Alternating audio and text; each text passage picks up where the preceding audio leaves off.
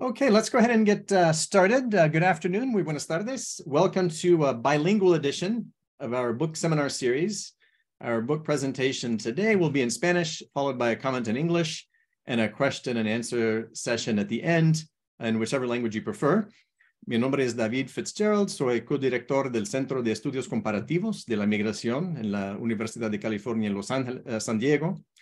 Pero tres centros en la UCLA, en la Universidad de California en Los Ángeles, también están patrocinando el evento. Son el Centro para el Estudio de la Migración Internacional, el Instituto Latinoamericano y el Centro para Estudios Mexicanos. Quisiera dar la más cordial bienvenida a mi amigo, el doctor Pablo Yankelevich. Es profesor investigador en el Centro de Estudios Históricos del Colegio de México. El último de sus muchos libros y el sujeto del seminario de hoy se titula Los otros, raza, normas y corrupción en la gestión de la extranjería en México, 1900 a 1950. Fue traducido al inglés y publicado por Routledge este año, en 23, como The Others, Race, Regulations and Corruption and Mexico's Migration and Naturalization Policies, 1900 to 1950. Nuestra comentarista es la doctora Grace Peña Delgado, Associate Professor of History en la Universidad de California, Santa Cruz. Pablo presentará un resumen del libro en español por unos 25 minutos. Grace tendrá unos 20 o más bien 12 minutos para su comentario en inglés. Pablo tendrá un par de minutos para responder a la intervención de Grace y luego habrá tiempo para preguntas y respuestas en inglés o español, como gusten. Se puede levantar la mano de forma electrónica para plantear su pregunta directamente o hacer clic en el botón de preguntas y respuestas para escribir la pregunta. Así nada más, tengo el gusto de pasar la palabra a Pablo Yankelevich. Bienvenido. Hola, bueno, muy buenos días o muy buenas tardes a todos y a todas. Yo, antes que nada, quiero agradecer a las instituciones que patrocinan este seminario, al Centro para el Estudio de las Migraciones en Perspectiva Comparada de UC San Diego, el Centro de Estudios Internacionales sobre las Migraciones de UC Los Ángeles y el Instituto de América Latina y el Centro de Estudios Mexicanos también de UC Los Ángeles. De manera muy particular, muy especial, yo quiero agradecer a David Fitzgerald. En buena medida, este seminario es una idea de él. Quiero agradecer a Warren por la organización, y de manera también muy especial a Grace Peña Delgado por haber leído este libro y por seguramente los comentarios que hará. Entonces, dicho esto, muchísimas gracias a todos por la invitación. Para mí es un honor estar con ustedes. Bien, un poquito la historia de este libro. El origen de este libro, en realidad, son estudios, investigaciones previas mías en torno a la historia de los exilios y los refugios políticos en México. Como todos ustedes saben, México es un país que en el entorno continental destaca por su política de asilo a perseguidos políticos. Y esa política de asilo, sobre todo los estudios sobre esa política de asilo y de manera muy especial la memoria histórica sobre esas experiencias de asilo, ha proyectado sobre el espacio público mexicano una especie de alteración del sentido, una especie de mirada que confunde. La dirección que tiene, por un lado, el refugio y el asilo en México, y la dirección que tiene la política migratoria por el otro lado. ¿A qué me refiero con esto? Me refiero a que la idea de un país abierto a los perseguidos políticos ha generado la percepción en México de un país también abierto a la migración internacional. Y hasta hace relativamente poco tiempo, en México reinaba la idea de que este era un país abierto a todo el mundo y todo el mundo aquí es bienvenido. Bien, la idea de este libro es poner las cosas un poco más en orden, digamos, un poco más en su lugar, para mostrar, lamentablemente, que México y sus políticas de inmigración se parecen mucho al resto del mundo. Es decir, el asilo político en México es la excepción a una norma, a una ley migratoria que fue muy restrictiva y que es muy restrictiva. Y que en algunos momentos esa norma fue abiertamente prohibicionista. En todo caso, lo que habría que preguntarse es por qué todas esas normas, inclusive las abiertamente prohibicionistas, siempre tuvieron una excepción. Y la excepción fue los perseguidos políticos. Ellos siempre tuvieron la puerta abierta, inclusive en los momentos de mayor restricción migratoria en México. Entonces, lo que este libro pretende es estudiar la norma, lo que realmente sucede todos los días y no la excepción, pretendiendo colocar a México en un hemisferio, el hemisferio americano, para mostrar las maneras en que se entendió, se legisló y se gestionó la migración a lo largo de la primera mitad del siglo XX. ¿Por qué la primera mitad del siglo XX? Bueno, si hay tiempo, yo luego me puedo detener en ello, pero la principal razón es de que los archivos que hemos podido consultar solo tienen sus expedientes abiertos hasta 1950. Nosotros pudimos tener acceso por primera vez al archivo migratorio de México, que ya se ha vuelto a cerrar, y lo único que pudimos obtener es información de los primeros 50 años. Bien, para mí, estudiar la extranjería,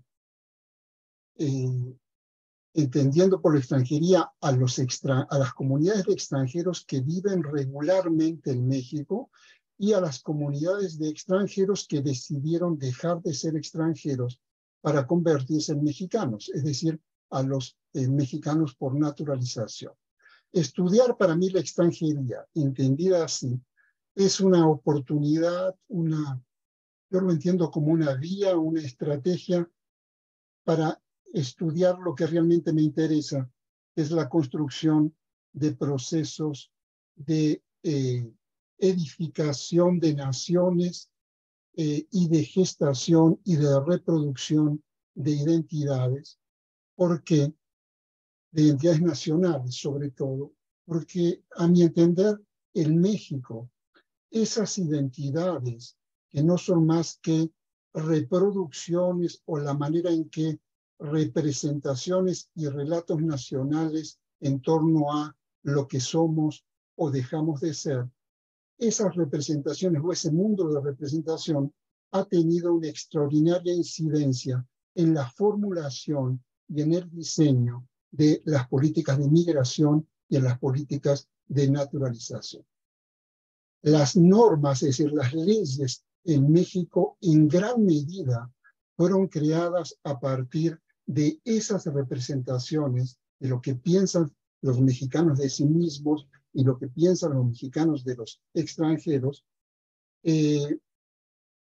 fundamentalmente a partir de esas representaciones, mucho más que a partir de realidades tangibles y sobre todo cuantificables. Me voy a tratar de explicar un poco. Hasta el día de hoy, 3 de marzo, en México no hay un registro que permita conocer ¿cuántos extranjeros de manera regular viven en el país? Como tampoco hay un registro histórico de los mexicanos por naturalización. Sobre los mexicanos por naturalización, recién, en el año 2007, se empezó a reconstruir la estadística histórica de mexicanos por naturalización a partir del 2007 al día de hoy. Del 2007 para atrás no hay información oficial. Y si ustedes el día de hoy quieren saber cuántos, no sé, italianos viven en México de manera regular, no hay manera de saber. Hay aproximaciones censales, hay un registro nacional de extranjeros que sirve para bastante poco, porque es un registro que es en donde los extranjeros solo entran y ningún extranjero sale. Es decir, es un registro que solo registra a la persona cuando se documenta regularmente, pero si esa persona se va del país y no vuelve, o si esa persona fallece, el registro no la elimina. Es un registro que crece de manera infinita. Bien, si esto sucede hoy en México, en el año 2003, ustedes se podrían imaginar lo que sucedía hace un siglo. Entonces, una de las preguntas que orientó este libro es sobre qué base se tomaban las decisiones en materia de migración y naturalización. ¿Cómo se definían esas políticas? Porque una buena parte de esas decisiones se tomaban sobre la base de lo que los funcionarios se imaginaban, sobre lo que creían saber, sobre sus prejuicios, sobre sus simpatías acerca de orígenes nacionales u orígenes étnicos. Una buena parte de esas decisiones se toman desde eso que se llama genéricamente identidad nacional. Yo estoy convencido y seguramente algunos de ustedes se asombrarán y me discutirán esto. Sobre todo yo esto lo converso con los expertos migrantólogos. Yo estoy convencido de que las políticas migratorias claramente tienen, por supuesto, una relación con empleos, con salarios, con restricciones en mercados laborales, con expulsión de mercados laborales de gente. Pero creo que en el fondo, básicamente las políticas migratorias obedecen a la ansiedad que genera toda diversidad cultural. El objetivo último, la última frontera de la política migratoria, a mi juicio, es contener esa diversidad cultural, llamémosla así, que traen los flujos migratorios antes que contener tasas netas de migración. El economista inglés Paul Collier tiene una extraordinaria imagen para explicar esto. Y él dice que hoy preguntar si la migración es buena o mala para un país es como preguntar si comer es bueno o malo para un humano, cuando en realidad todo depende de las cantidades. Es decir, ¿cuánta capacidad tuvo México para absorber diversidad migrante antes de comenzar a valorarla como peligros? Esa es una pregunta que orientó mi investigación. Entonces, detenerse a interrogar los dispositivos de exclusión, las políticas de inmigración y naturalización, son maneras u oportunidades para ver cómo las naciones se miran a sí mismas y cómo se miran en relación a otras naciones. Es posible de alguna manera pensar a la extranjería como una especie de alter ego, como un espejo en el que se reflejan las filias y las fobias, las pulsiones de atracción y las pulsiones de rechazo, y que alude a las maneras en que las comunidades nacionales se cuentan su propia historia y al lugar que ocupan los extranjeros en esa historia. Bien, aproximarse a las formas en que se gestiona la extranjería es una manera de aproximarse a estudiar cómo se construye o se constituye un Estado y cómo se integra una nación. Es decir, autorizar o prohibir el ingreso de nacionales u otorgar o no otorgar cartas de naturalización a extranjeros definen políticas que están dispuestas a ensanchar o a restringir las comunidades políticas. Las normas, en este sentido, las leyes que regulan la extranjería, fijan las condiciones en que un Estado admite a quienes vienen de fuera, estableciendo prerrogativas o requisitos para integrar el cuerpo político, para integrarse a esa nación. Es decir, desde mi punto de vista, las leyes, las normas, al construir comunidad, al favorecer o al orientar la construcción de comunidades, trazan fronteras. Y esas son fronteras políticas, son fronteras culturales, son fronteras administrativas que separan a nosotros de los otros. Por eso el texto, el libro se llama así. Ahora, el estudio de la legislación nos dice bastante poco de los movimientos de población y difícilmente a través de la legislación podemos conocer los volúmenes, las composiciones y las motivaciones. Sin embargo, la legislación nos permite acercarnos a la manera en que se procesa políticamente esos movimientos de población, a la manera en que se los percibe con independencia de las magnitudes de esos volúmenes. Las percepciones sobre los extranjeros que llegan o sobre los nacionales que se van, que en el caso de México esto es central, ha sido fundamental para la toma de decisiones en materia migratoria. Las percepciones definieron políticas migratorias orientadas en lo fundamental a medir el costo o el beneficio que representa la política extranjera, costos políticos, la política de admisión de extranjeros, costos políticos, sociales, culturales, etc. Bien. Dicho todo esto, el caso de México es un caso muy paradójico, absolutamente paradójico, porque se trata de una nación que vio fracasar todos sus intentos de promover la migración extranjera. Nunca recibió corrientes significativas de población extranjera. Sin embargo, su comportamiento en términos normativos es el comportamiento de una nación de alta inmigración. La pregunta es, ¿qué sentido tiene restringir la presencia extranjera si han sido siempre minúsculos los aportes de los volúmenes de extranjeros en la demografía nacional? Es decir, es lógico que haya políticas restrictivas en los Estados Unidos. Pero ¿por qué tiene que haber políticas restrictivas en México, en donde el aporte migratorio nunca alcanzó el 1% de la población? Nunca llegó al 1%. Bien.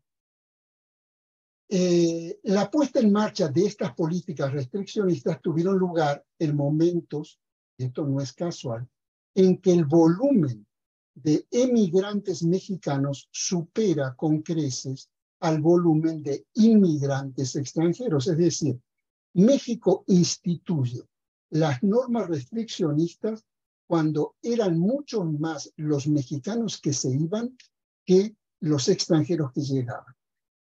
Pero además, en medio de toda esta paradoja, en una nación como la mexicana, tan lacerada, lastimada por prejuicios étnicos y por el racismo, y con un Estado postrevolucionario que muy tempranamente condenó la discriminación racial, ¿cómo explicar la potente racialización en la política migratoria? la política migratoria es altamente racializada en México. Y el marcador racial es un marcador de exclusión en una política migratoria en un país que al mismo tiempo condena el racismo. Bueno, es un nudo de paradojas esto. Bien, hasta fechas relativamente recientes, todos estos temas han sido muy descuidados en la investigación histórica. Y las razones de este descuido creo que tiene que ver con muchas cosas, tiene que ver probablemente con la ausencia de fuentes documentales para estudiar esto, tiene que ver con una marginación del tema migratorio frente o vis a vis al pequeño volumen de migrantes que tiene México, de tal manera que si la migración es una cuestión secundaria, es probable que la historiografía la haya considerado también como un tema secundario. Las causas son diversas, pero lo importante es de que en recientes indagaciones históricas ha permitido empezar a matizar las nociones de un país que ha sido, dice el imaginario, generosamente abierto a todo el mundo, para mostrar que en realidad la verdadera excepción han sido los exilios políticos, que la conducta de México en materia migratoria se parece mucho al resto del mundo. Bien, entonces, a partir de estos temas generales que acabo de señalar, yo despliego esta investigación en este libro, tratando de ver la manera en que saberes científicos, políticas migratorias, técnicas de control y de regulación de la migración a escala global se bajan o se aplican en el caso mexicano. Y se trata de la primera mitad del siglo XX y es una primera mitad particularmente interesante porque es un momento en que el país está atravesado por una revolución que promete refundar completamente el orden social, y sobre ese escenario, sobre esos años 20, 30, se produce un regreso masivo o la expulsión masiva de trabajadores mexicanos en los Estados Unidos. Entonces, en ese contexto, comienzan a llegar a México corrientes migratorias nuevas que no son consecuencia de la atracción que México despierta, sino que son consecuencia de la cerrazón de la política migratoria norteamericana. Cuando los Estados Unidos, esto ustedes lo saben muy bien, cierra sus fronteras definitivamente o fuertemente en los años 20, en México comienzan a crecer flujos migratorios provenientes de lugares muy exóticos para México, como es, por ejemplo, el este de Europa, o es la zona del Levante, Medio Oriente, o es el acrecentamiento de nuevas corrientes migratorias de Asia. Pero esto no se debe a la atracción que tiene México como mercado laboral o como sociedad, sino se debe a que estas corrientes ya no pueden llegar a los Estados Unidos.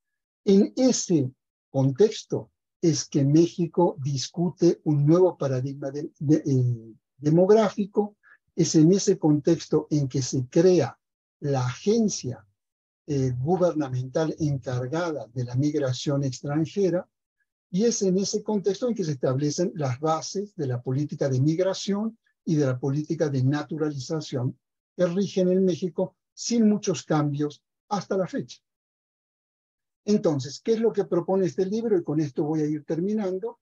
Propone un estudio por las normas migratorias, las leyes migratorias, por las leyes de naturalización, tratando de rebasar la textualidad de esas leyes para ver cómo se procesaron esas leyes a partir de los relatos de la memoria histórica mexicana y de las convicciones o saberes científicos o lo que en aquel entonces se llamaban saberes científicos. Es decir, me interesó también ver cómo expertos, técnicos, funcionarios y burócratas intervienen en la construcción de la arquitectura legal y en la construcción de la arquitectura institucional que regula la extranjería en México. Ahora, por último, y para terminar, porque esto refiere también al propio título del libro, hay una cuestión central y hay un capítulo dedicado a eso en el libro que tiene que ver con la manera en que el espacio de mediación entre lo que la norma establece y lo que sucede en la práctica. Me interesó a mí estudiar exactamente eso para ver efectivamente qué estaba pasando. Y lo que estaba pasando era que esa norma difícilmente se cumplía porque se abre un espacio de enorme arbitrariedad y corrupción. ¿Sí? ¿Cuál era el sentido de fijar normas muy estrictas para controlar y regular la presencia de extranjeros si en la práctica esas disposiciones podían ser burladas sin demasiado esfuerzo? Es decir, ¿qué es lo que está operando ahí? Lo que está operando ahí es la corrupción. Entonces, gracias a un trabajo en un archivo migratorio, pudimos llegar a un fondo de denuncias sobre corrupción y esto permitió echar bastante luz sobre este asunto que no es poca cosa y está bastante poco estudiado en México. Es decir, nos obligó a pensar la corrupción como una práctica sistémica en la que la moralidad individual de un funcionario ayuda muy poco a entender la extensión y la potencia de los sobornos y de las extorsiones. Es decir, la corrupción ayudó a construir un régimen político en México, creó lealtades, garantizó estabilidades personales e institucionales y contribuyó sustancialmente a sostener económicamente a empleados y a enriquecerse a algunos otros. Entonces, lo que yo muestro ahí, hay un personaje que es un personaje central en esta historia, que es Andrés Landa y Piña, es el fundador del servicio migratorio y estará vinculado a ese servicio hasta su muerte durante más de 30 años, en donde no hay evidencia de que él personalmente se haya beneficiado de este régimen de corrupción. Sin embargo, es un personaje que permitió que esto creciera. Por eso me refiero a que no está, como la corrupción no tiene tanto que ver con moralidades individuales, sino cómo esas moralidades individuales se articulan en un sistema un poco más complejo. Bien, eso es básicamente lo que propone el libro, estudiar el Estado y la gestión de la extranjería por un lado, estudiar el marcador racial y la manera en que se piensa la nación por el otro lado, y contrastar relatos de nación convertidos en disposiciones migratorias, en disposiciones para naturalizarse. Se revisa la génesis del servicio migratorio mexicano en la primera mitad del siglo XX, se reconstruye por primera vez la serie histórica de naturalizaciones en México. Lo podemos hacer uno por uno porque no son muchas. A lo largo del XIX y del siglo XX, en México solo se naturalizaron poquito más de 36,000 personas, nada más. Entonces son pocas y las pudimos contar una por una. Reconstruimos la serie completa y finalmente nos detuvimos en las estrategias para burlar las leyes, para extorsionar y a partir de todo ello construimos este libro, que es el que estamos ahora comentando, libro que se publicó en México hace 3 años y cuya traducción hoy estamos comentando. Hasta aquí llegaría yo. Muchas gracias. Gracias a usted, Pablo. Grace, tiene la palabra. Okay, gracias, Pablo. So I'm going to speak for about 12 or 13 minutes in English, and I'm going to go deliberately slow if I can. And then I'm going to pose 2 questions to Pablo, and then I'm going to pose 1 question to the audience. And thank you very much, David, and everyone for inviting me to be here. It's really quite an honor. Thank you. So Mexico's relationship with migration is a complex and paradoxical one. On the one hand, Mexicans have been leaving the country in large numbers in search of better opportunities in the United States for over a century. This outflow of people has contributed to a significant diaspora, with Mexican immigrants now comprising one of the largest foreign-born populations in the United States. On the other hand, only a modest number of immigrants live in Mexico, even though the country has historically relied on immigrant flows to modernize its economy and widen its population. Yankelovich's book, The Others, critically reflects on this contradiction while seeking to explain the paradoxical relationship between Mexico and migration. He shows that the nation-building project was primarily a biopolitical endeavor, although he never explicitly uses Foucault's term biopolitics or biopolitical. This endeavor involved restructuring state power to manage human movement and control citizenship through naturalization, to support a deep-seated fascination for Europeanized Indians or mestizophilia. Yankelovich's argument sheds light on the biopolitical project of immigration control in post-revolutionary Mexico, which was intrinsically linked to state makers and intellectuals to the broader goal of creating a nation of mestizos.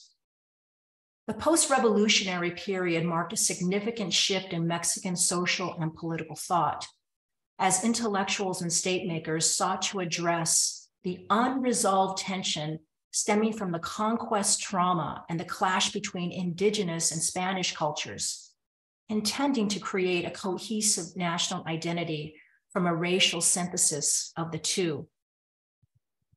While the idea of the mestizo has been around since the 18th and 19th centuries, it was not until the post-revolutionary era, and I'm defining that era chronologically as 1920 to 1940, when state makers sought to resolve these old antagonisms and divisions among Mexico's different cultural and ethnic groups, each one with its own mentality, impressing upon the civilized world that Mexico was a weak nation, lacking national unity and racial homogeneity. By creating a cohesive national identity centered on the idea of the mestizo, intellectuals and state makers sought to overcome Mexico's, what Pablo calls, congenital weakness as a nation of diverse cultures and peoples. Yankelovich argues that this congenital weakness became the leitmotif empowering post-revolutionary nationalism. This weakness gave life to the ideas of people like anthropologist Manuel Gamio to create a national identity that incorporated Mexico's diverse indigenous populations through amalgamation. Gamio argued and was able to help deploy through a direct immigration schema that the mestizo represented a synthesis of indigenous and European cultures, crucial to forming a modern unified Mexican nation. Now, at this juncture, and this is really through Pablo's work, we can see the critical interaction between Mexico's biopolitical project to manage the movement of human beings and its efforts to create a cohesive national identity out of a predominantly mestizo population that was viewed as stuck between their indigenous and European cultural heritage, unable to fully embrace modernity, by also being branded by the scars of the Spanish conquest and colonization. immigration through the entry of white newcomers was a consistent solution to modernization and civilization that penetrated all levels of the post-revolutionary state and society. Put plainly, the amalgamation of indigenous Mexicans into the superior vigor of Anglos or Europeans, creating white criollos, was a racial and societal ideal. However, and Pablo points this out as well, however, creating a national identity around the idea of the mestizo was not without controversy. As Mexican intellectuals and state makers sought to create a taxonomic ideal by sifting through potential immigrant settlers, they were simultaneously engaged in the process of cultural erasure and assimilation that subsumed Mexico's cultural and ethnic roots into a single homogenized identity.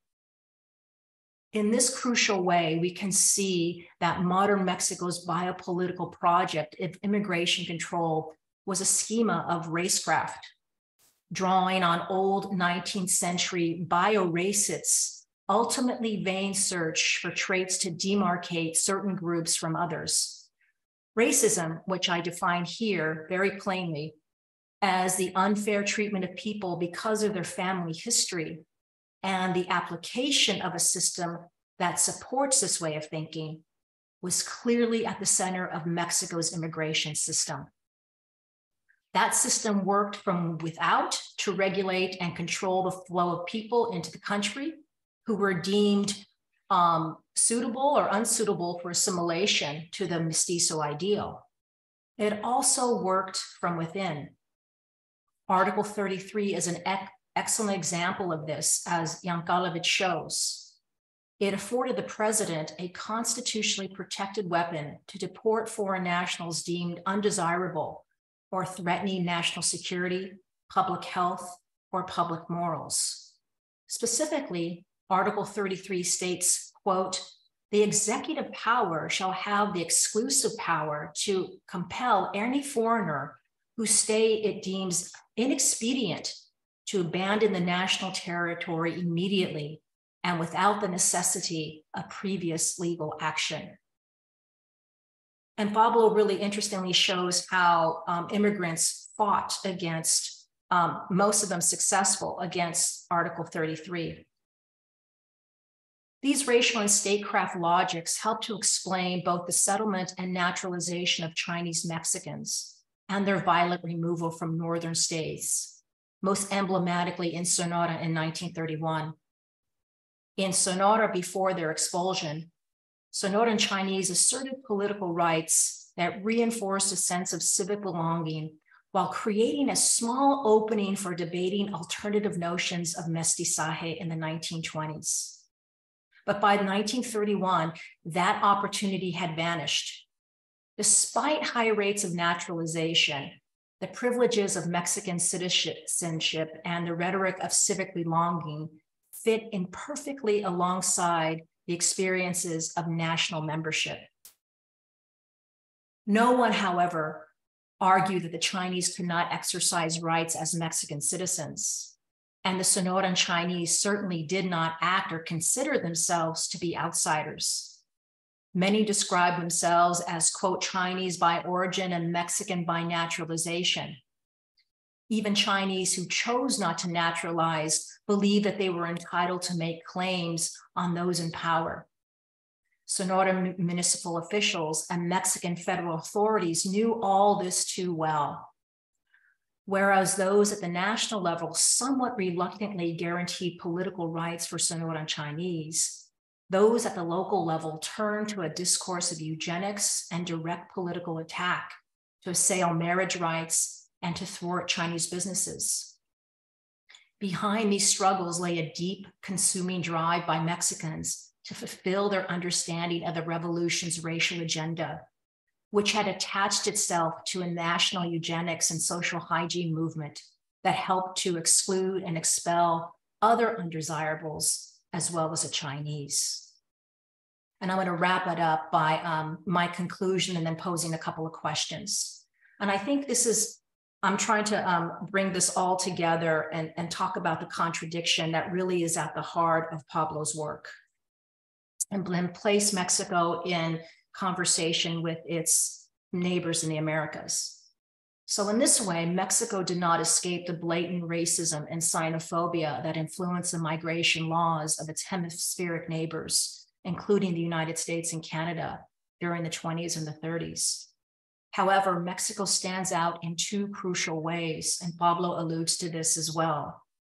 On the one hand, this is the only country that has experienced the coming and going of thousands of its nationals through a relatively open border. And in this way, we can see that Mexico is the only country whose migration policies are deeply influenced by the interests of its immigrant citizens and their impact on the Mexican national economy. Second, this constant concern about the impact of sudden flows of returnees in impoverished conditions from beginning really from repatriation, and even before that with those expulsions in the 1920s as Mexicans, as LPCs and poor immigrants, which also stretches to today, means that Mexico's immigration policy was intimately linked to its experience of immigration, helping to explain why Mexico was a difficult, if not hostile, place for immigration in the 20th century. The mechanisms of migration control meticulously unearthed by Yankelovich give scholars a much-needed intellectual tools to rewrite Mexico's migration history as a transnational and national project. And for this, we are indebted profoundly to Yankelovich and his full body of work. Okay, now I have two questions for Pablo. Okay, and these come really from my own work on the Chinese and a book I'm trying to carve out at this moment about Mexican migration writ large as a transnational project. How do local laws such as barrioization and labor laws in Mexico interact with Mexico's immigration control mechanisms? So here I'm asking you to reflect on the Republican structure of immigration governance historically in the present time, putting together how some of these laws worked in tandem with federal laws. If we turn our lens to individual states, what mechanisms of post-social control of immigrants might we find? So we have rigorous border controls, but what has worked historically in the present day to complement those rigorous national border controls? Now, here's one that I really would like for you to answer if you can. If you were to rewrite the others as a border history with the United States, what research questions would you pose? And for the audience, I have one question that asks us to reflect on Mexico's approach to immigration. Given Yankelovich's the others, how then can we place in historical continuity the US's most recent hardline stance on immigration and the renegotiation of the North American Free Trade Agreement that has led Mexico to adopt a more assertive stance on immigration policy? How does this hardline US stance call into question Mexico's reputation as a defender of human rights and as a leader in protecting immigrants? Okay. Thank you. Thank you very much, Grace. Pablo. Sí, bueno, muchísimas gracias. Muchas gracias por la lectura. Bueno, yo voy a intentar quizás contestar. Tengo un par de minutos, ¿no? Sí. Tratar de quizás contestar las dos juntas. A ver, a mí me parece de que tú tienes razón. Hay que empezar, o por lo menos de eso estoy yo absolutamente convencido, de la necesidad de empezar a estudiar estas políticas migratorias en la frontera norte de México, de una manera absolutamente cruzada o atravesada o de una manera, como tú llamas, transnacional o lo que fuera. Porque lo que se está viendo, o por lo menos lo que yo veo en la cocina de la política migratoria, es decir, allí donde se discutía qué hacer y mucho de lo que se discutía era secreto, es decir, las normas y todo esto no era demasiado público. El espejo, curiosamente, el espejo, el modelo son los Estados Unidos. Pero al mismo tiempo, esa política migratoria de Estados Unidos es vista como un peligro. Es parte de, digamos, las paradojas de esta política. ¿Por qué? Porque es una política, la mexicana, profundamente racista, absolutamente racista. ¿Sí? Pero la manera en que la antropología mexicana y sobre todo Gamio, es decir, cuando hablamos de Gamio, Gamio es el fundador de la antropología mexicana. Pero en estos años, Gamio no solo es un científico, Gamio es un funcionario y un alto funcionario. Gamio es el director de la Dirección de Demografía de la Secretaría de Gobernación. Es decir, por Gamio pasan las autorizaciones de visas, se lo consulta a este antropólogo para ver qué se hace con estas poblaciones. Es muy interesante. Es como tener a Boas en el Departamento Migratorio norteamericano. Right. ¿Sí? Bien, y lo que vemos ahí es lo profundamente contradictorio del antirracismo mexicano, ¿sí? Porque para Gamio, que enarbola el mestizaje justamente en oposición al segregacionismo norteamericano, ¿sí? No hace otra cosa más que quedar de nuevo preso o encarcelado en el concepto de raza, porque Gamio no abandona la categoría racial, simplemente la reformula. Para Gamio en México no hay racismo. ¿Por qué no hay racismo? Porque a diferencia de los Estados Unidos, no hay leyes que instituyan la segregación racial. En México no hay un cartel en un restaurante que diga está prohibido la entrada de negros, perros y mexicanos. Eso no existe en México. Pero la categoría mestiza es una categoría que esconde un profundo racismo. ¿Por qué? Porque solo hay dos maneras, solo hay dos afluentes en esa categoría, que son los blancos europeos y los indígenas. Y aquellos que no son, para empezar los afros, no entran en la categoría. No entran. Por eso, a mí no me dio tiempo de explicar esto, pero en México está prohibido hasta mediados de los años 50 del siglo pasado las visas a afros negros, afros cubanos de Belice o de Guatemala. No hay visas para afros en México. ¿Sí? Entonces, eso es una manera muy velada y muy inteligente, ¿sí?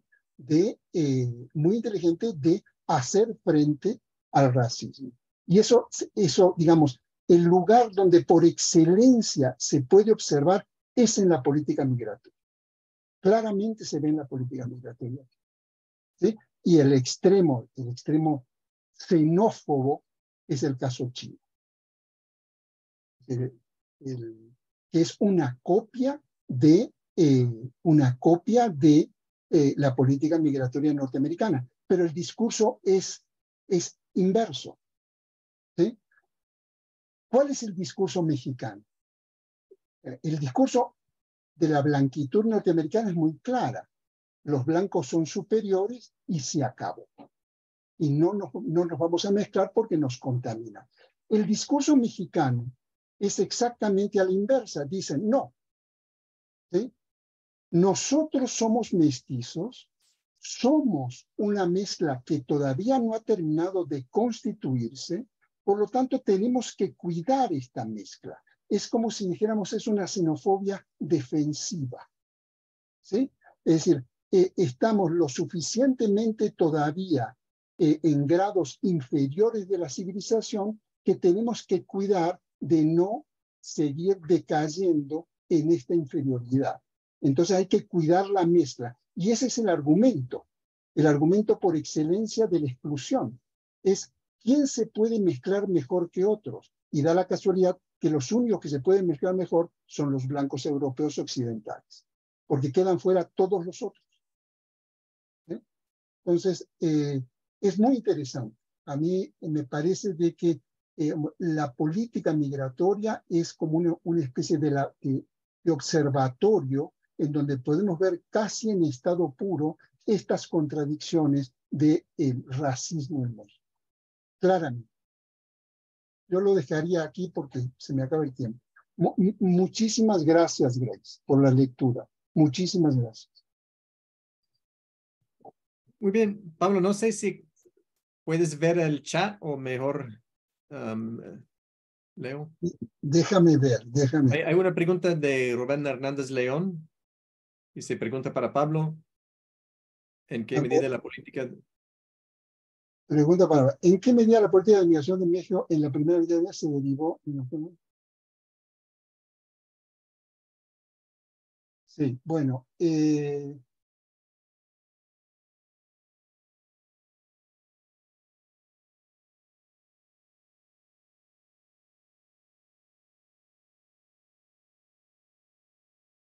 bueno, son muchas. Vamos a ir por partes.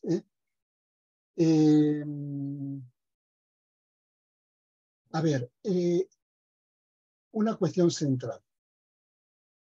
Y esto lo pudimos documentar en los archivos. Es tan poco significativa la presencia o los flujos migratorios en México, que la primera ley de migración en México es de 1909. La primera ley que regula la migración. ¿Sí? Y esa ley fue producto de la presión del gobierno norteamericano para frenar la migración irregular de chinos. ¿Sí? Es decir, la propuesta del gobierno norteamericano fue una propuesta un poco excesiva, de que permitieran directamente a los agentes norteamericanos el control sobre los trenes, sobre los puertos, etc. Así que agentes norteamericanos estuvieran en territorio mexicano. La respuesta de Porfirio Díaz fue un poco más benévola y dijo, no, vamos a crear una ley. Y esta fue la ley. Lo que les quiero decir es de que el nacimiento de la legislación migratoria en México obedece al espejo norteamericano, a lo que estaba pasando en Estados Unidos, respondiendo a la pregunta de Rubén. ¿Sí? Bien, de ahí en más, lo que hace México es fijarse qué está sucediendo en los Estados Unidos. ¿Sí? E ir cerrando cada vez más la puerta, pero el espejo es la legislación norteamericana. Tenemos en 9 años 3 leyes de migración en México, 1926. 1930 y 1936. 3 leyes en menos de una década. Algo está pasando. Y estas leyes cada vez están restringiendo más. Bueno, la última ley, la del 36, instituye las cuotas en una copia, en un calco de la política norteamericana. Pero el número la cifra de las cuotas son de risa, pero de risa. Es decir, por ejemplo, instituyen no más de 100 migrantes. 100. ¿No? Pues no tienen manera de medirlo frente a los censos, como en el caso norteamericano, que ponen cuotas conforme a los volúmenes que establecen los censos. En México los censos no registran esto, o lo registran muy mal. Por lo tanto, fijan cifras absolutamente arbitrarias. Entonces, yo digo de que México está... efectivamente, el diálogo con la legislación norteamericana es muy precisa. Pero hay otra cosa más, que tiene que ver con lo que Grace preguntaba también, que es México es un caso único en América Latina en estos años. Y a la fecha creo que también. ¿Por qué? Porque es un país, sobre todo, de emigración. De México se van más mexicanos de los extranjeros que vienen. La peculiaridad, y todos ustedes lo saben muy bien, es que esa es una migración circular que va y viene temporalmente, pero que en determinadas coyunturas de crisis, los años 20, 22, 23, el año 29, 30 y 31, crean problemas muy serios en México a la hora de las deportaciones masivas. De tal manera que los mexicanos o la autoridad mexicana dice, bueno, no tenemos trabajo para los mexicanos, ¿cómo demonios le vamos a dar trabajo a los extranjeros? Y son los mexicanos que están retornando a México. Bien, luego vamos a seguir.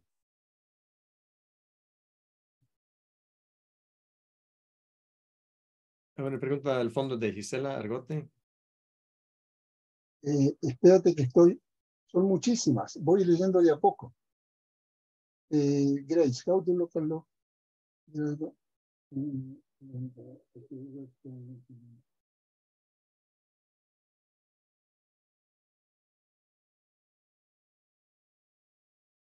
Mira, a mí, contestando un poco lo que pregunta Grace, a ver, en el libro también está la frontera sur, y eso a mí me interesa mucho también, porque es, digamos, la frontera más olvidada, con cuestiones muy importantes también.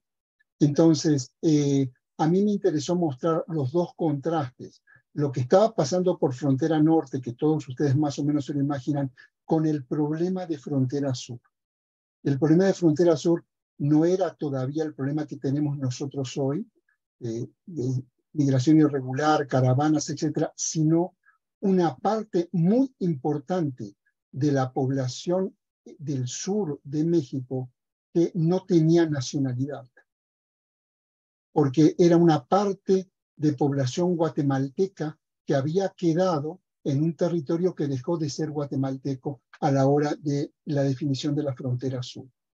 Y la manera en que se gestiona la extranjería con esta gente que no tiene nacionalidad, pero que claramente tiene, digamos, una fisonomía indígena que puede ser guatemalteca o puede ser chiapaneca, es también particularmente interesante. ¿Sí? ¿Por qué? Porque esa gente en frontera sur es sujeta de derecho agrario. Es un problema completamente distinto. Es decir, son extranjeros, entre comillas, o gente que no tiene nacionalidad, que exige tierras en el marco de la reforma agraria. ¿Sí? Por un lado. Y por el otro lado está la migración que hasta la fecha continúa, cíclica, de guatemaltecos en las fincas cafetaleras y la manera en que esta gente es explotada, sobornada, etc. Entonces, a ver, son dos realidades completamente distintas y a mí me interesó mostrar las dos, ¿sí? Porque buena parte del problema actual de México, porque uno estudia historia con preguntas que se hace desde el hoy, tiene que ver con, bueno, qué está pasando hoy, como para tratar de explicar o de ver por qué pasa esto en la historia. Entonces, estudiar Frontera Sur, a mi juicio, si yo tendría que volver a escribir los otros, volvería también sobre Frontera Sur. ¿Qué está pasando en Frontera Sur? ¿Cómo opera esa frontera vis-a-vis frontera norte? Ahora, si tendría que volver a pensar este libro, no sé cómo, porque desde México ya no hay demasiada fuente. Hay que empezar a trabajar fuentes norteamericanas. Habría que estudiar claramente o sumergirse claramente en la historia de la agencia migratoria de la migra norteamericana y ver esto que yo lo puedo atisbar en mi fuente documental, pero que no lo puedo todavía demostrar, las complicidades entre las dos agencias. Es decir, la manera en que esto que yo señalo, este mundo de corrupción, está operando también del otro lado. Claramente está operando del otro lado. Porque yo estoy viendo agentes que van y vienen de un lado y del otro. En el caso de Arizona, de Nogales, etc. ¿Sí? Esto merece ser estudiado. ¿Sí? Kelly Lytle Hernández tiene algo sobre esto en su libro sobre la migra. ¿Sí? Pero de nuevo, hay un problema ahí de fuentes. Entonces, este es un tema que valdría la pena explotar en términos de las complicidades entre agencias, por ejemplo. ¿Sí?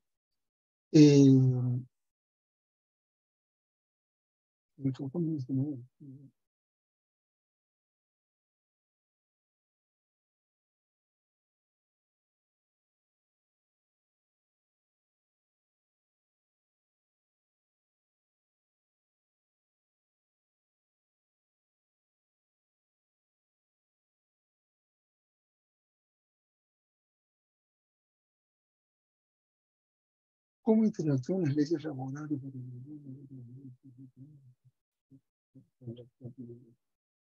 Sí. A ver,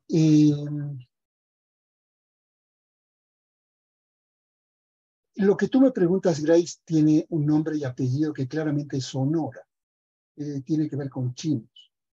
Yo no encuentro, creo que no lo hay, leyes locales anti-inmigrantes, salvo el caso particular de Sonora, que se resolvió de una manera absolutamente ilegal.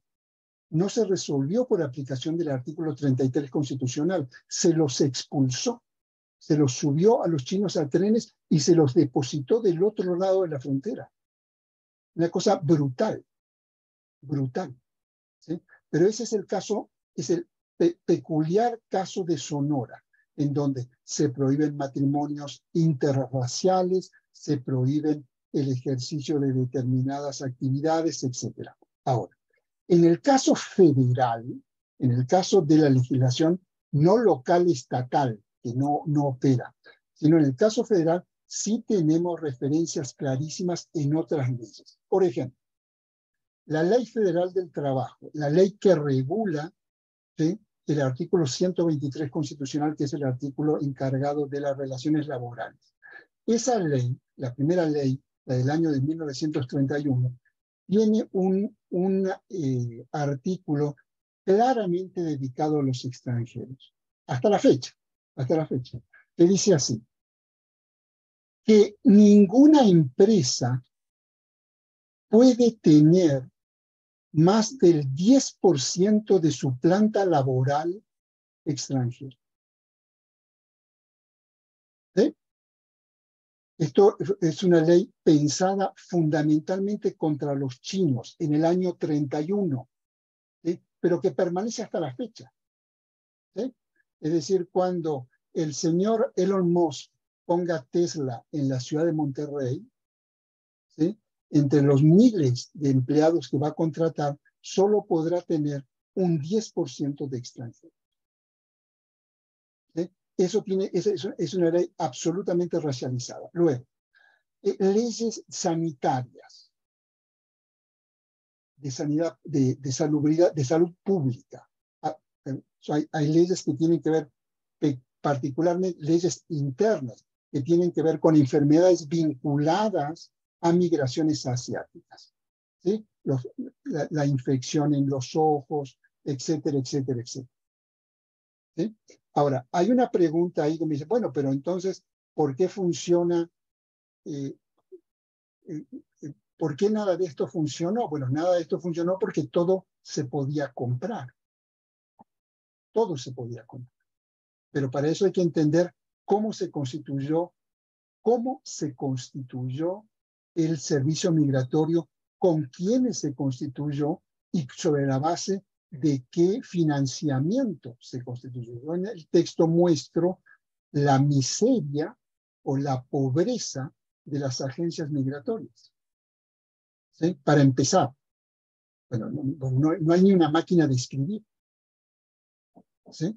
En donde, en buena medida, y esto lo pongo en el libro, es decir, en buena medida hay agentes migratorios que se les ordena vigilar trenes, pasaje de personas en trenes, pero no se les da dinero para esto. Y se les dice, bueno, ustedes ahí van consiguiendo, se les dice, esas son las órdenes, ustedes van consiguiendo dinero. Es decir, van extorsionando y van consiguiendo dinero para sus propios gastos y para algunas otras cosas más. ¿Sí? Entonces, una parte de las preguntas que me formula el libro y que intento responder es, bueno, ¿en qué sentido, por un lado, la restricción migratoria alimenta negocios privados? Es decir, mientras más prohibimos, más corrupción hay para burlar la ley o para cumplir la ley. ¿Sí? Porque también se paga para cumplir la ley, en donde una persona quiere hacer un trámite, pero para poder hacerlo tal como dice la ley hay que pagar, si no, no lo puedes hacer.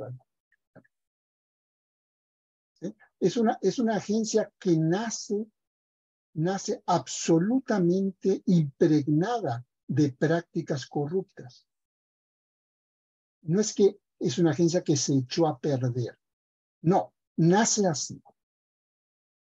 ¿Sí? Bueno, erradicar esto es muy complicado porque las cadenas de corrupción van desde la secretaria en el más bajo nivel del escalafón perdido en una agencia migratoria en Chihuahua o Nuevo, hasta la casa del presidente. Es decir, esto está documentado en el libro. Hay redes de corrupción que llegan hasta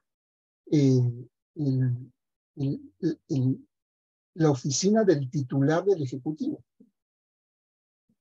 ¿sí? Con venta de visas, por ejemplo, a chinos. Estamos hablando de muchísimos dinero, ¿no? Bien. Diferencia de nivel de tasa con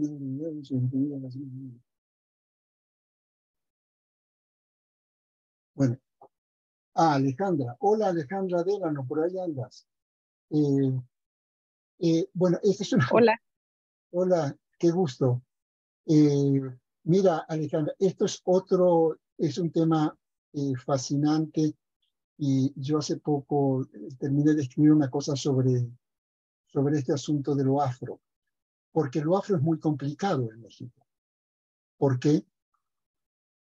Porque la ley secreta, porque todas estas prohibiciones no figuran en ninguna ley, son órdenes confidenciales, órdenes secretas, y hemos podido encontrar cerca de 400 órdenes secretas. Entonces, la primera orden secreta, después de la orden contra los chinos, la primera orden secreta es contra la población afro. Es la primera orden de 1924. ¿Sí? Pero inmediatamente se le comienza a complicar a México este asunto. ¿Por qué? Bueno, por un lado, porque se teme que la prohibición a afros norteamericanos tenga alguna repercusión en el trato que la autoridad norteamericana le dé a los mexicanos. Como que quizás se van a vengar de nosotros en el cuerpo de los mexicanos que están del otro lado. Esa es la primera señal. Entonces se inventan inmediatamente otra ley secreta. Que dicen, bueno, vamos a autorizar entrada de afros, pero siempre y cuando tengan un aval de un blanco. Es decir, que sea el empleado de un blanco, mediante el pago de una cuota, ¿sí?, que sirva de resguardo y de garantía de que este empleado afro se regrese. ¿En quiénes están pensando? Están pensando en los trabajadores de hipódromos en Tijuana, están pensando en los trabajadores de los trenes, los trabajadores de servicio de los trenes, están pensando en servicio doméstico, ¿sí? Bueno, entonces ahí se abre una puerta de negociación, ¿sí?, que es comprar la fianza. Ok, entonces, los blancos compran la fianza, pero luego México no les devuelve la fianza cuando el negro se va, el afro se va. ¿Sí? Bien, pero luego tienen otros problemas. Por ejemplo, los de origen latinoamericano no están prohibidos. no están permitida la migración de latinoamericanos. Por supuesto que ningún latinoamericano viene a migrar a México en aquellos años. Es decir, se autoriza la migración de todos aquellos que no van a venir. Bien. En el caso de los cubanos es muy interesante, porque resulta que son latinoamericanos, pero afros. Entonces, ¿cómo concilio el permiso y la autorización por la puerta de los latinoamericanos y cómo lo cierro por el lado de la raza? Entonces se abre de nuevo un espacio de negociación individual. Entonces depende, entonces yo por ahí lo demuestro en un texto que ahora va a salir publicado, en donde, bueno, una cosa es una trabajadora afro-cubana que trabaja en la casa de un miembro de la élite de Yucatán, en donde el señor es muy amigo del gobernador, y el gobernador es muy amigo del presidente de la República, y por supuesto esta trabajadora puede ir y venir de Cuba. ¿Sí? Pero si la gestión la hace cualquier personaje sin demasiadas redes, está absolutamente prohibido. ¿Sí? Lo mismo sucede con las cuadrillas de trabajadores beliceños, porque tú sabes de que el actual territorio de Quintana Roo, la población de ese territorio es población de origen afro, es población beliceña que va a trabajar a al corte de madera, ¿no? Bueno, los empresarios beliceños, en realidad ingleses, tienen que negociar directamente en la oficina de la Presidencia de la República la entrada de cuadrillas de trabajadores negros. ¿Sí? Es decir, está prohibido, pero puedes negociar. Y el negocio tiene que ver, esa negociación tiene que ver con dinero, tiene que ver con el pago a cambio de autorización. ¿Sí? Ahora, esto yo no tengo manera, no he encontrado documentación hasta cuándo dura, pero sí he encontrado permisos de visas de afros norteamericanos hasta mediados de los años 50. Es decir, no era fácil cruzar la frontera teniendo un color de piel un poco más oscura. ¿Sí?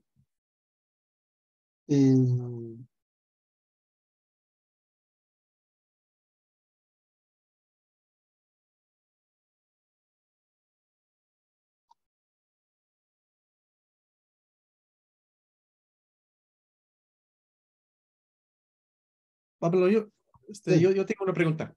Sí. Entiendo que en los años 20, 2/3 de los migrantes en México iban rumbo a Estados Unidos, según las estimaciones del mismo gobierno mexicano. ¿Y usted vio alguna diferencia entre la corrupción que experimentó los que iban al norte comparado con los que tenían la ilusión de quedarse en México? No, mira, esta es una cosa, yo digo lo que yo me muestra mi fuente documental, ¿no? La autoridad migratoria mexicana tardó mucho tiempo en darse cuenta de esto. En darse cuenta de que estaban entrando extranjeros, ¿sí? Pero que de repente esos flujos desaparecían. ¿Sí? La autoridad en la documentación que yo consulté recién advierte esto a finales de los años 20, diciendo, aquí está pasando algo raro. Entonces, ¿qué es lo que hacen? Es limitar las visas de turismo, porque esta gente entraba como turistas, pero nunca pasaba a otro tipo de visas, desaparecía directamente del país. ¿Sí? Ahora,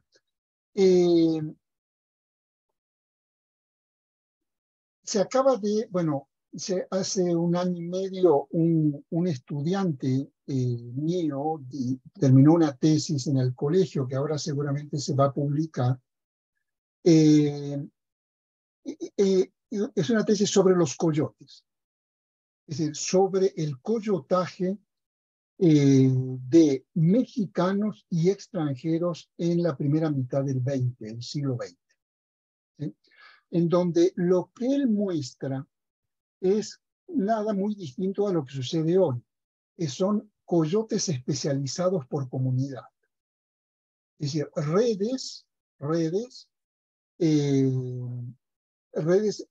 migratorias que, dependiendo de las nacionalidades, se van trazando desde los puertos del Pacífico o los puertos del Atlántico, y la contratación de servicios no como ahora, desde el lugar de origen, sino a medida que nos acercamos a la frontera. ¿Sí? Es decir, son redes mucho más localizadas en la línea fronteriza, más que desde los puertos de origen. Hay redes de los puertos de origen, pero son mucho más dispersas. Por el otro lado, cruzar hace 100 años era un poquito más fácil que cruzar hoy, ¿no? Un poco más fácil. Pero yo no, es decir, no veo algo particularmente distinto a lo que en líneas generales conocemos hoy. Hoy lo tenemos muchísimo más sofisticado, muchísimo más tecnologizado, muchísimo más caro, pero la práctica es la misma. Es decir, en muchos casos hay gente que vive de ello. ¿Por qué? Porque hay un comercio de ida y vuelta. Es decir, porque llevo personas y me regreso con alcohol, o me regreso con cigarros, o me regreso con contrabando, etc. ¿No? Es un modus operandi muchísimo más primitivo que el actual, mucho más primitivo que el actual. Pero en ese modus operandi, eso yo sí lo he encontrado, participan agentes mexicanos. Es decir, aparecen, bueno, autos de la migración mexicana llevando migrantes irregularmente del otro lado, como un servicio adicional al servicio migratorio. ¿Sí? Eso sí, yo lo he podido documentar. ¿Sí? Pero... ¿Alguna otra pregunta? Any other questions in English or Spanish? ¿Alguna otra pregunta?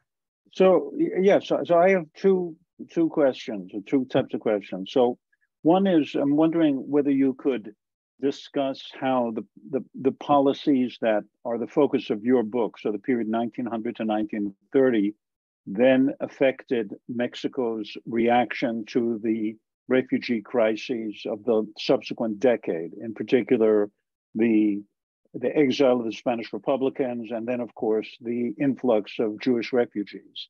Yeah. And then I have a kind of micro historical question, and that has to do with Trotsky, and that is, so two kind of questions.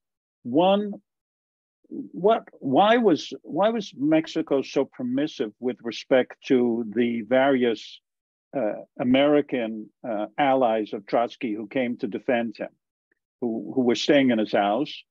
And relatedly, does anybody know how and why Ramon Mercader was allowed into Mexico? Bueno, digamos, Roger, eso es parte, digamos, de la excepción. Es decir, de la política de excepción que permite esa legislación prohibicionista. Es decir, para que veas la paradoja, cuando en México está rigiendo la ley más restrictiva que conoció México, que es una ley de 1936, que prohíbe casi todo, en medio de esa ley, ¿sí?, entran 25,000 españoles. ¿Por qué entran 25,000 españoles? Porque se decide o se valora que son perseguidos políticos. En una operación masiva, es decir, no entra Trotsky, porque entró Trotsky y Natasha, 2, y el nieto, 3. Aquí eran barcos con 25,000. Bien. la paradoja. En los mismos puertos y en los mismos años en que están entrando republicanos españoles, no se permite el desembarco de perseguidos judíos. El mismo gobierno y la misma agencia. ¿Por qué? Porque se valora de cara al público de que estos no son perseguidos políticos. Estos son migrantes y como la ley migratoria prohíbe el ingreso, pues los judíos no pueden entrar. Y no pueden entrar. Bueno, hay una investigación estupenda sobre esto, que es el libro de Daniela Gleiser, ¿sí? Sobre el exilio. El libro se llama El exilio incómodo. ¿Sí? Es el mismo gobierno antifascista tiene dos caras. Con una cara abre al refugio republicano español y con la otra cierra el refugio judío. La migración judía está prohibida en México desde 1934. ¿Sí? Y de hecho, en el contexto latinoamericano, los judíos, esos judíos perseguidos de la Segunda Guerra Mundial son los menos en el caso mexicano. Se calcula que entraron menos de 2.000 personas. Menos de 2.000 personas. ¿Sí? Entre otros casos entraron, como yo muestro en uno de los casos que muestro en el libro, ¿sí? De una familia de muchísimo dinero, húngaros judíos que no podían entrar a los Estados Unidos porque no conseguían visa para los Estados Unidos hasta que estos señores se movieron en la Ciudad de México y compraron las visas para su familia. Bien. Y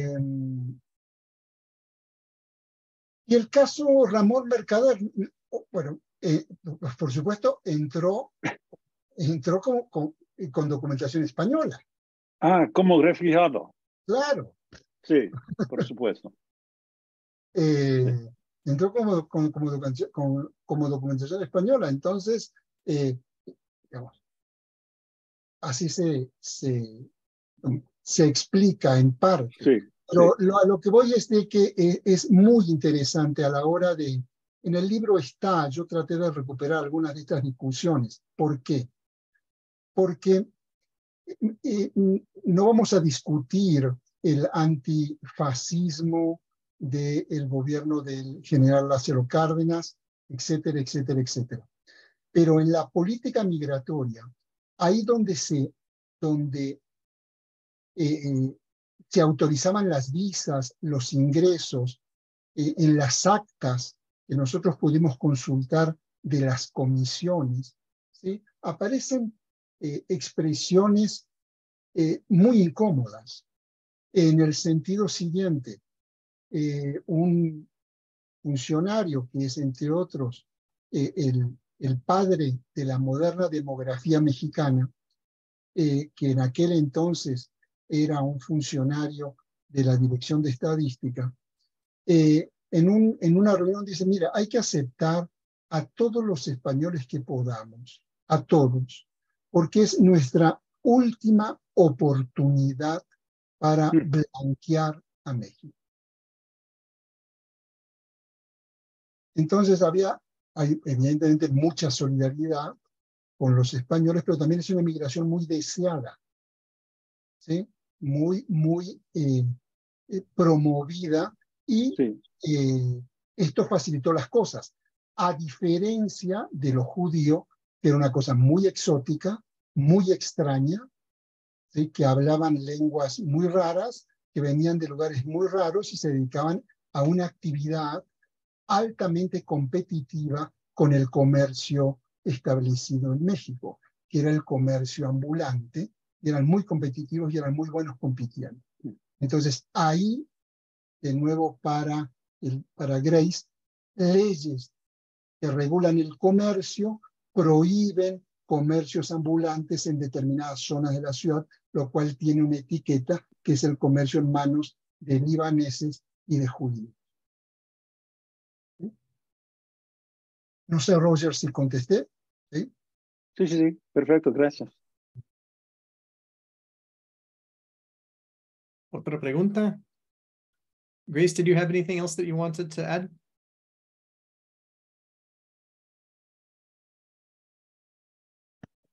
No, I think, I want to thank Pablo for answering my questions, all of them. And for the audience, posing really, really excellent questions that really prompt me to rethink a couple of my suppositions about the Chinese in Sonora, and then wanting really to ask more questions about these relationships between local powers and federal powers controlling migration in Mexico. And those are just some of the questions that American historians are getting to, but I think they're valuable for the Mexican example, and Pablo's work really does help guide us in that direction. So thank you, Pablo. No, al contrario, gracias a ti. Ahora, el asunto de Sonora, bueno, tú lo conoces muy bien. El poder político de Sonora está en manos de un hermano y un hijo del presidente de la República. Oh, yeah. Ellos se manejan con una, entre comillas, con una autonomía que los habilita a leyes que son anticonstitucionales y a pesar de ello las ponen en práctica, como es el asunto del registro civil, etcétera, etcétera. Y finalmente la solución fue la expulsión. ¿No? En una cosa. Sí. Bueno. Gracias. No, gracias a ti, Grace. Muchísimas gracias. Bueno, pues podremos pasar toda la tarde a gusto conversando sobre los temas del libro, pero lamentablemente ya es hora de despedirnos. Le agradezco a Pablo y a Grace a sus intervenciones virtuales. Y gracias a nuestros colegas de la UCLA de siempre por su solidaridad. Y gracias a todos ustedes que nos han acompañado en esta sesión bilingüe. Que tengan buen día. Muchas gracias. Pablo. Muchas gracias, Roger, David, Grace. Y muchas gracias a todos. Hasta luego. Hasta luego. David, nos escribimos. Yo te aviso si viajo, ¿sí? Por favor. Sí. Chao.